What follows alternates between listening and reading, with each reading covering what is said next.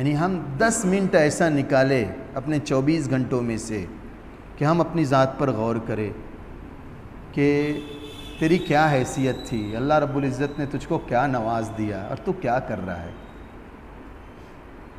کتنی نعمتیں تو نے رب تعالیٰ کی استعمال کی، اس کے باوجود بھی کتنی بڑی بڑی نافرمانیاں کرتا چلا جا رہا ہے، پھر بھی وہ تجھے روزی دے رہا ہے، پھر بھی وہ تجھے عزتوں سے نواز رہا ہے، تجھے پبلک اور عوام کے سامنے ذلیل و رسوا نہیں کر رہا ہے۔ یہ سوچے ایک جنازہ جا رہا ہے کل کہ اس میں بھی رہوں گا، میرا بھی جنازہ ہوگا، ایک وقت تو آئے گا کہ یہ روح میرے جسم سے نکل جائے گی، جو لاڈ سے مجھ کو اچھے اچھے نام اور اچھے اچھے القاب دے کے رکھے سب ختم ہو جائے گا، اب ماں کا بولنا بیٹا بیٹا ختم ہو جائے گا، بہن کا بھائی کہنا ختم ہو جائے گا، سبوں کی زبان پر یہ ہو جائے گا میت کو گھر سے نکالو، میت کے گھر سے نکالو، جنازے کا وقت کب طے کیا گیا، غسل کرنے والے کو بلاؤ، قبرستان میں پہنچ کر جلد اس کے لیے گڑھے کھودے جائیں۔ اتنی محبت کی جاتی تھی، اتنا لاڈ پیار کیا جاتا تھا، تھوڑے وقت کے اندر سب لوگوں کا رویہ بدل جاتا ہے کہ میت کو گھر سے نکالنا ہے، گھڑے کے اندر لے جا کے ڈال دینا ہے۔ تو یہ تصور کرے مراقبے کی شکل میں 10 منٹ میں بند آنکھوں سے سوچے کہ ایک وقت آنا ہے کہ اے یاسین تیرے اوپر بھی یہ وقت طاری ہونے والا ہے، تیری یہ روح اپنے جسم کو چھوڑ دے گی، تو اپنے جسم پر جو اتنی محنتیں کرتا ہے سب یہ مٹی کے اندر مل جائیں گی، کیڑے مکوڑوں کی غذا بننے والی ہے۔ اور آج تو اتنی آسائش سے رہتا ہے، کشادہ گھر کے اندر رہتا ہے، کشادہ ماحول کے اندر پھرتا ہے، کشادہ جگہوں پر بیٹھتا ہے، تفریحی مقامات کو پسند کرتا ہے، وہ چند ہاتھ کی جگہ ہوگی، تن جگہ ہوگی۔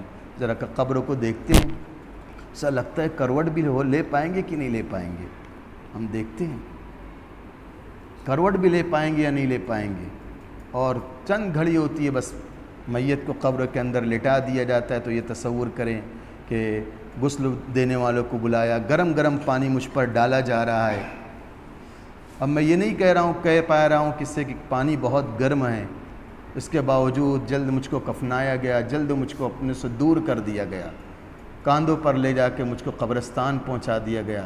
میں نمازوں میں حاضری نہیں دیا کرتا تھا، اللہ کا منادی بار بار 5 وقتوں مجھ کو بلایا کرتا تھا، آ جاؤ نماز کی طرف، آ جاؤ کامیابی کی طرف۔ آج یہ کتنے لوگ میری نماز جنازہ پڑھ رہے ہیں، پھر چند گھڑی کے بعد مجھ کو قبر کے گھڑے کے اندر ڈال دیا جائے گا۔ یہ دیکھو ڈال کر ہاتھ صاف کر کے سب گزر گئے، سب چلے گئے، اپنی باتوں میں مگن ہو گئے، کوئی میری چیخ و پکار کو سننے والا نہیں۔ یہ تصور کرتے جائیں، کوئی میری چیخ و پکار کو سننے والا نہیں۔ او منکر نکیر آ گئے، من ربک ما دینک من نبیک کا سوالات کر رہے ہیں، میری تمام زندگی کی فائلیں میرے سامنے آتی چلی گئی ہے۔ پھر کیا ہے، وہ قبروں کا جو دونوں دیواریں ہیں وہ میرے قریب آنا شروع ہو گئی۔ حدیث میں آتے اتنا قریب آ جاتی ہے، اتنا قریب آ جاتی ہے کہ یہ پسلیاں اس انگلیوں کی طرح ہو جاتی ہے۔ ایسے اگر نیکوکار رہتا ہے وہ تو نماز ایک طرف آ جاتی ہے، صدقہ ایک طرف آ جاتا ہے، روزہ ایک طرف، قرآن ایک طرف، اور سفارشی بن جاتے ہیں۔ پھر وہ تنگ قبر جو ہوتی ہے وہ تا حد نگاہ وسیع ہونا شروع ہو جاتی ہے۔ اس طریقے سے تصور کریں۔ پھر میرے جو گناہ تھے وہ مجھ پر پیش کیے گئے، پھر اس کو سامنے رکھ کر عذاب دیا جا رہا ہے مجھ کو۔ میں چیخ و پکار کر رہا ہوں، میرے گھر والوں میں سے میری چیخ و پکار کر کوئی نہیں سننے والا ہے۔ تھوڑا سا بخار ہو جاتا تھا، ماں دوڑ جاتی تھی، باپ کی نیند اڑ جاتی تھی آنکھوں سے، ڈاکٹر کے پاس لے جانے لگتے تھے، یہاں تو گرم گرم انگارے مجھ پر ڈالے جا رہے ہیں، کون سننے والا ہے، کون دیکھنے والا ہے؟ یہ تصور کیا کریں۔ پھر اللہ کے سامنے بھی کھڑے ہونا ہے، تو جب یہ تصور کیا جائے گا، مراقبہ کیا جائے گا تو دل کی سختی دور ہو جائے گی۔ اور دوسرا عمل بزرگان دین بتاتے ہیں، دل کی سختی کو دور کرنے کا اللہ کا ذکر ہے۔ جتنی اللہ کی ضربیں ہماری زبان کے ذریعے سے ہماری دل کی رگوں پر پہنچے گی، اتنے دل کی سختی دور ہوتی چلی جائے گی۔ جب اللہ کی ذات عالی کا یقین ہمارے دلوں میں جمتا چلا جائے گا، پھر دنیا کی رنگینیاں ہم کو اچھی نہیں لگے گی۔ یہ دنیا اور دنیا کے فتنے کے اندر ہم نہیں پڑ سکتے ہیں۔ اب یہاں پر پتھر کی ایک کیفیت کیا بیان کی گئی تھی؟ وَإِنَّ مِنْهَا لَمَا يَهْبِطُ مِنْ خَشْيَةِ اللَّهِ، کہ بعض پتھر ایسے ہوتے ہیں کہ اللہ کے خوف سے گر پڑتے ہیں۔ پتھروں کا بلندی سے پستی کی طرف گرنا یہ اللہ کے خوف کی وجہ سے ہوتا ہے، اور در حقیقت یہ پتھر گرتا نہیں ہے بلکہ اللہ کے سامنے سجدہ ریز ہوتا ہے، اپنی عاجزی کا، اپنی انکساری کا اظہار کرتا ہے۔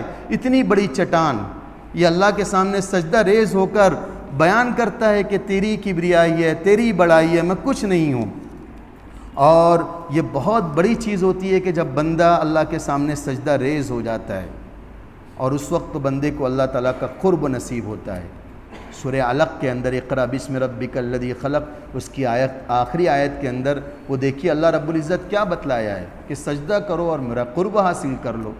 سجدہ کرنے سے قرب حاصل ہوتا ہے، اور سجدے سے مراد یہ نہیں کہ بس مسجد کے اندر آئے اور سجدہ ہی کرنا شروع کر دیا یا سجدے ہی میں رہے، اور اسی طریقے سے فرائض میں کوتاہیاں ہو رہی ہے، نوافل کے اندر کوتاہیاں ہو رہی ہیں۔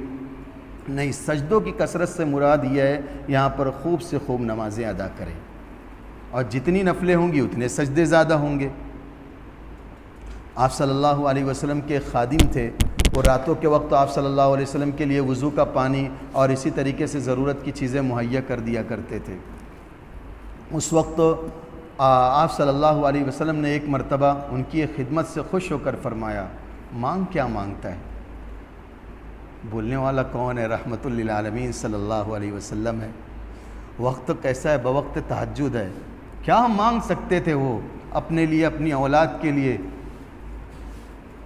دنیا کی دولت نہیں مانگی، مانگا تو کیا مانگا کہ اے اللہ کے نبی صلی اللہ علیہ وسلم مجھے دنیا نہیں چاہیے، دنیا کی چیزیں نہیں چاہیے۔ میں یہ نہیں کہتا میں فلاں پریشانیوں کے اندر مبتلا ہوں، اس کا ازالہ ہو جائے، اس کا خاتمہ ہو جائے۔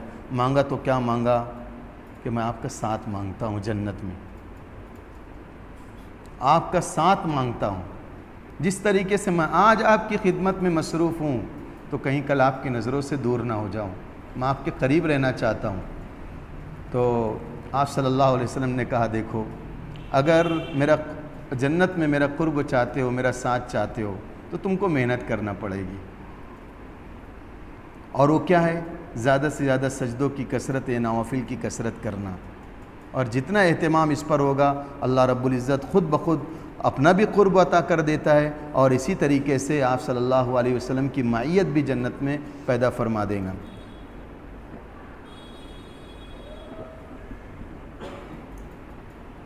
بعض لوگ کہتے ہیں اتنے اعمال کرتے ہیں، اتنی کتابیں پڑھ لیتے ہیں، لیکن ہمارے دلوں کی وہ کیفیت نہیں بنتی ہے۔ تو کیوں نہیں بنتی ہے؟ ذرا سوچے تو صحیح۔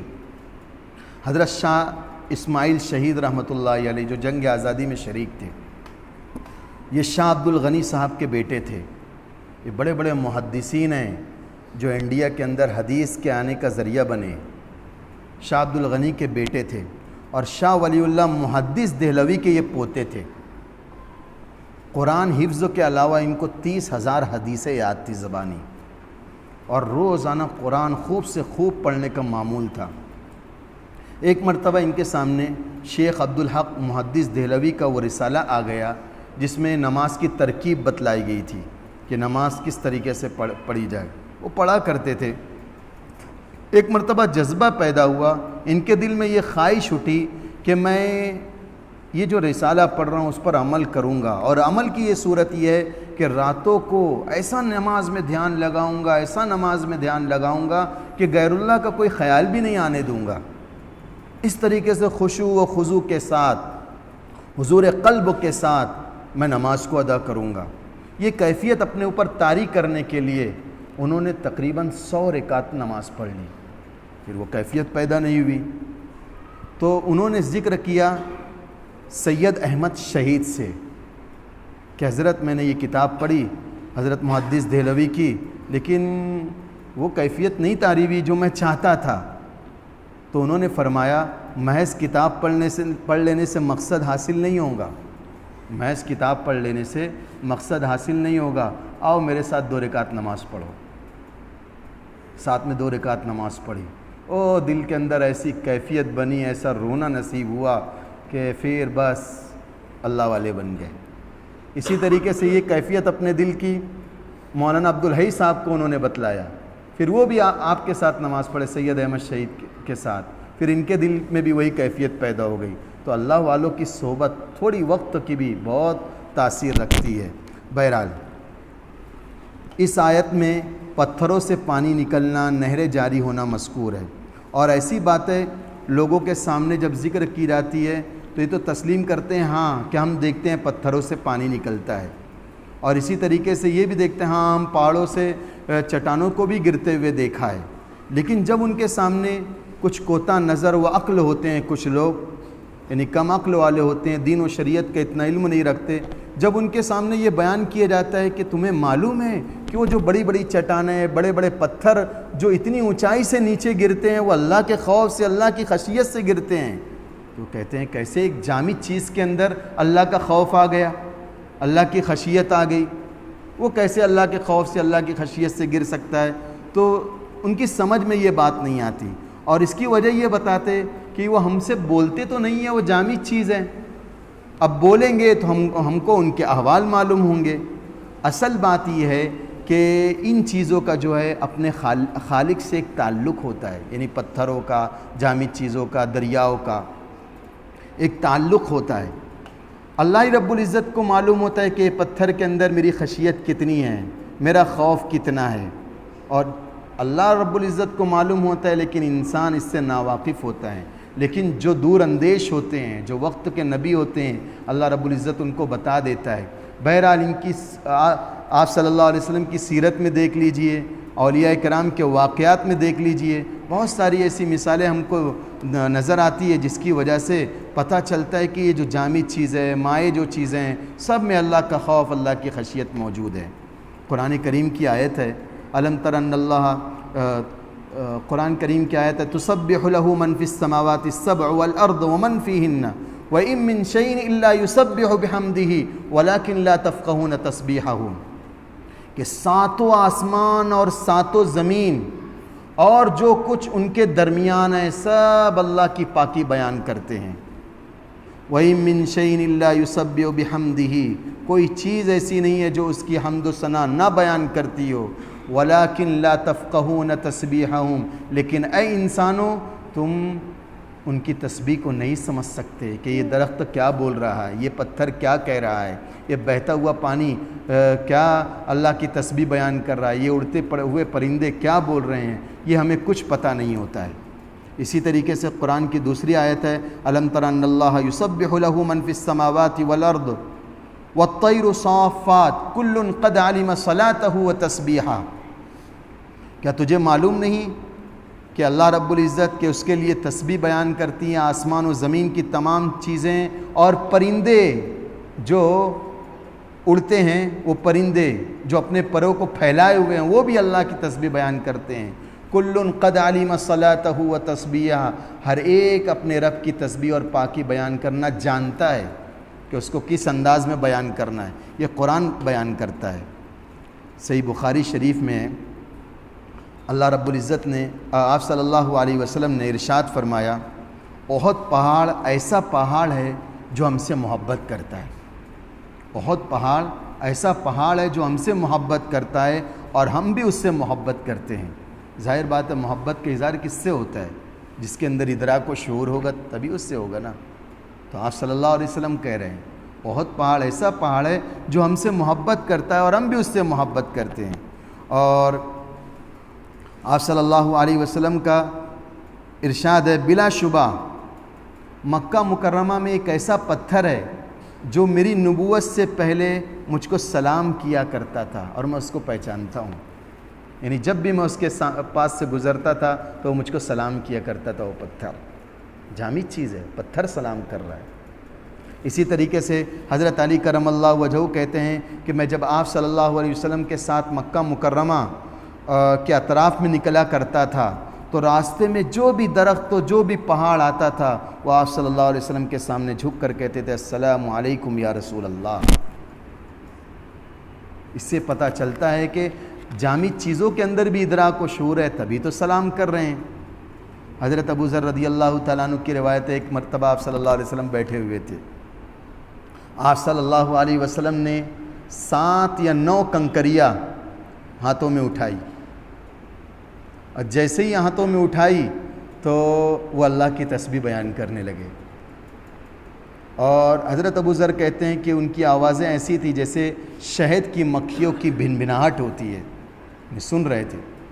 جیسے ہی آپ صلی اللہ علیہ وسلم نے ان کو زمین پر رکھا، تسبیح کرنا بند۔